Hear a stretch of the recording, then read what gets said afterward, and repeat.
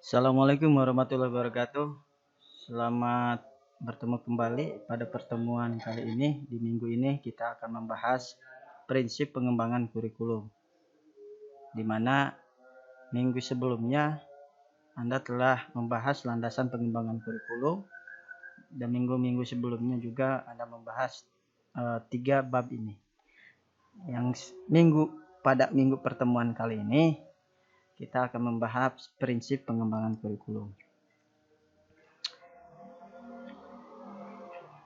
Prinsip pengembangan kurikulum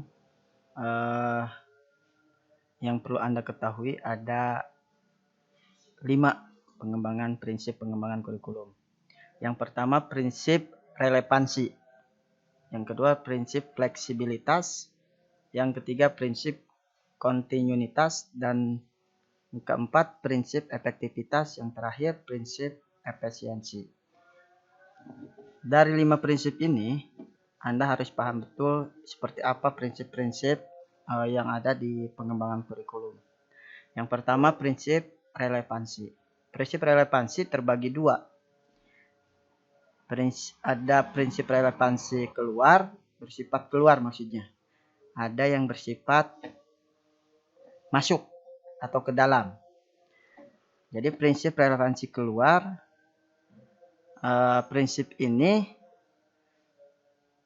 mengutamakan pada tujuan, isi, dan proses belajar yang harus relevan dengan tuntutan, kebutuhan, dan perkembangan masyarakat. Pada prinsip relevansi ke dalam, bahwa pada prinsip ini materi ajar yang ada pada kurikulum harus sesuai atau konsistensi antara komponen kurikulum, yaitu antara tujuan, isi, dan proses penyampaian penilaian yang menunjukkan keterpaduan antara kurikulum. Jadi bersifat ke dalam.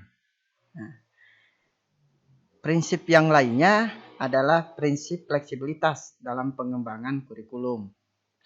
Prinsip fleksibilitas itu seperti apa? Prinsip fleksibilitas adalah prinsip yang mempersiapkan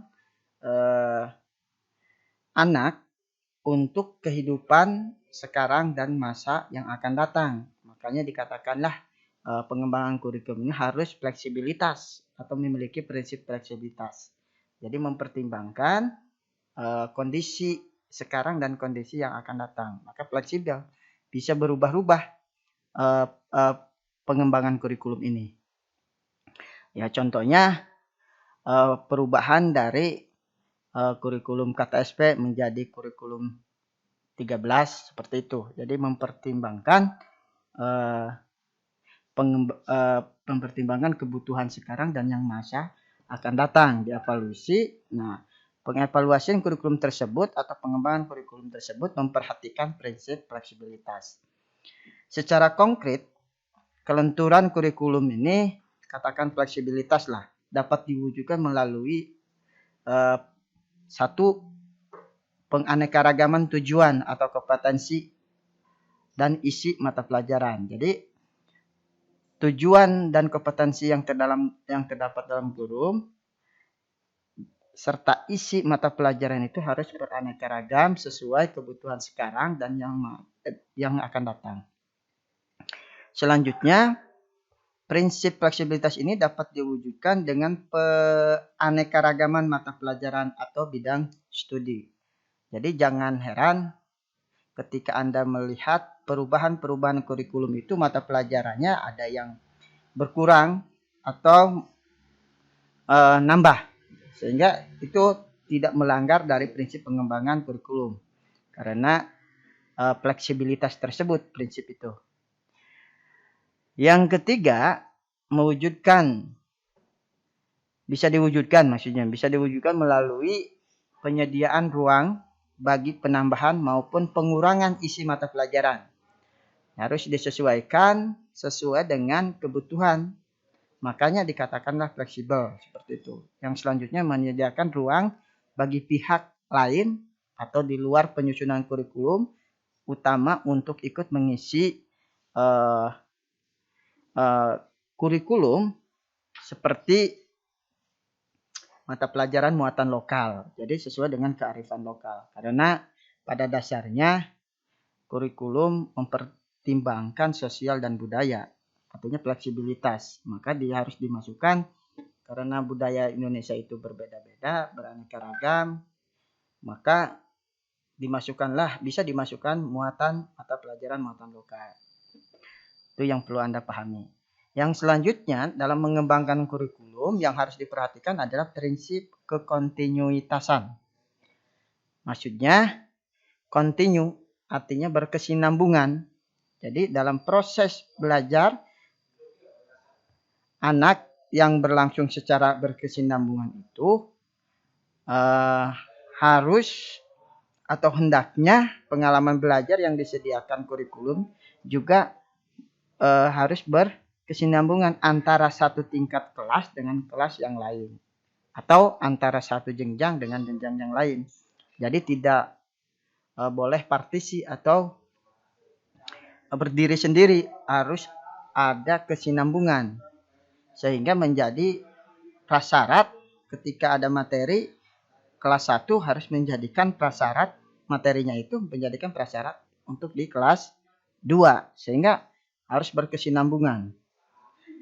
Itu prinsip pengembangan kurikulum yang harus diperhatikan. Yang selanjutnya prinsip pengembangan kurikulum dalam pengembangan kurikulum itu yaitu prinsip yang keempat, prinsip efektivitas. Jadi dalam pengembangan kurikulum harus juga memperhatikan keefektivitasan gitu maksudnya ya. Jadi harus efektif untuk mencapai keberhasilan pelaksanaan kurikulum, baik secara kuantitas maupun kualitas. Jadi tidak sembarangan untuk mengembangkan kurikulum, harus mempertimbangkan yang satu ini yaitu efektivitas. Nah, terus oleh karena itu penerapan prinsip efektivitas ini harus mengandalkan pada asumsi-asumsi yang perlu harus diperhatikan. Yang pertama, asumsi efektivitas proses kurikulum. Efektif proses ini pada dasarnya atau prinsipnya yaitu dengan keterkaitan dengan tingkat pencapaian target dalam mengembangkan kurikulum. Jadi sejauh mana nanti program yang ada di kurikulum terlaksana mencapai tujuan utama dari kurikulum tersebut. Jadi harus ada prosesnya. Lalu asumsi yang kedua adalah efektivitas hasil kurikulum. Jadi dalam proses tentunya nanti menghasilkan hasil. Jadi hasilnya juga harus dipertimbangkan atau dilihat.